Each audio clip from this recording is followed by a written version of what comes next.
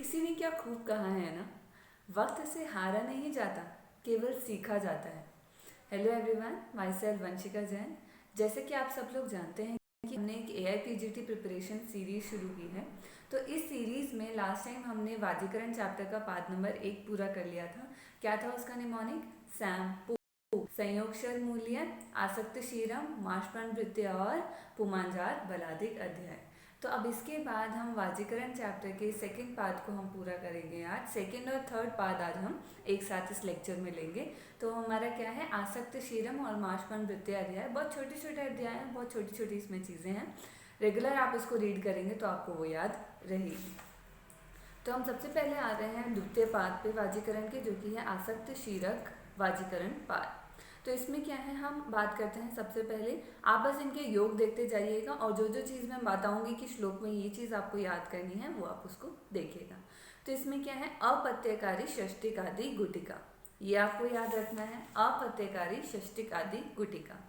इसके बाद आप आएंगे श्लोक नंबर 14 पे। तो उसमें क्या लिखा हुआ है, अपत्यकर स्वरस, अपत्यकर स्वरस इसके अंदर आया है।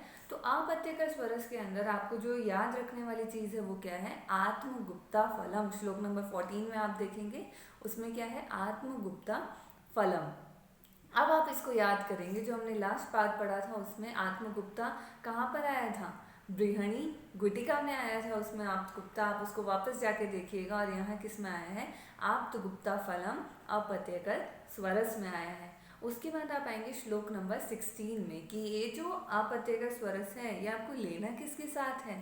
तो तत्पायेत सशौद्रम षष्टिक अन्नम च भाजियेत भोजियेत, मतलब किसके साथ लेना है आपको, इसके साथ मधु, शीतल होने पे, जब ये शीतल हो जाएंगे जो भी हैं, इसको क्या करना है आपको, मधु के साथ इसका पान करना है। और इसके साथ आपको षष्टिक अन्नम मतलब साठी के चावल आपको इसके साथ लेने हैं। ठीक है। इसके बाद आएंगे आप, अगर आप आगे आगे बढ़ते जाएंगे तो आपको ये योग दिखेंगे। वृषशीर यहाँ पर बताया गया है। श्लोक नंबर 23 पे अब आप आएंगे तो उसमें क्या है, वृषय घृत के बारे में बताया गया है।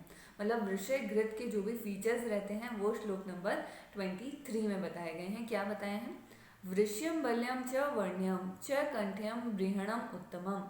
मतलब जो ये वृषय घृत होता है ये क्या होता है, ये घृत क्या होता है, वृषय तो है ही, क्योंकि हम वृषय घृत तो इसको बोल के रखे हैं।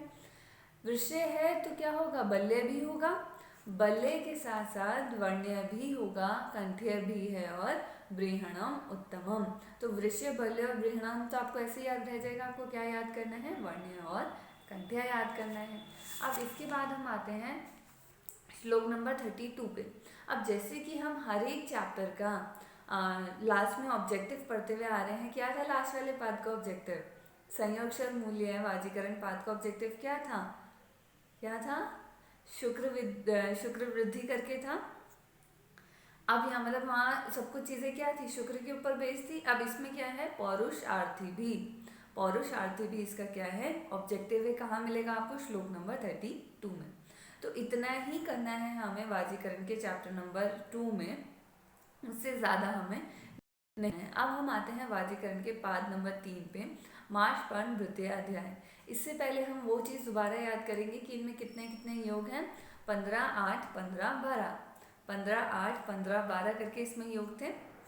तो वो चीज़ आप याद रखेंगे। अब इसके बाद आता है माशपर्ण वृत्तीय वाजीकरण पादम।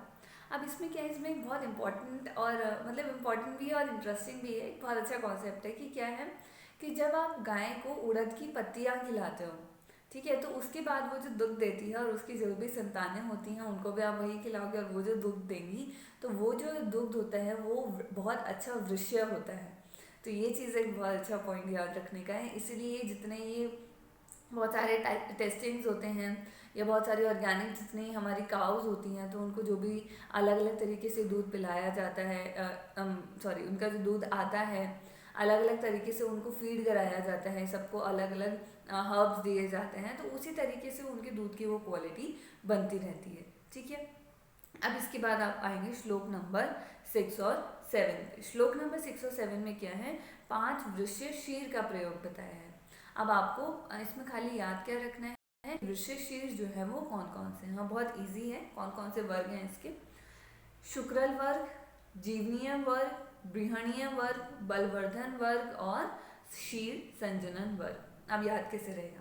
शुक्रल वर्ग है, शुक्रल है मतलब शुक्र की उत्पत्ति कर रहा है तो क्या होगा? जीवनीय भी होगा। ये हमने जब महाकषाय पढ़े थे तब देखा था।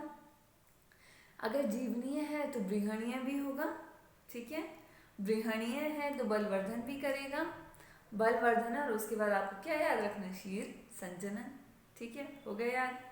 अब इसके बाद हम आते हैं नेक्स्ट, आप इसके योग देखेंगे तो यहाँ पर अपत्यकर क्षीर के बारे में बताया गया है।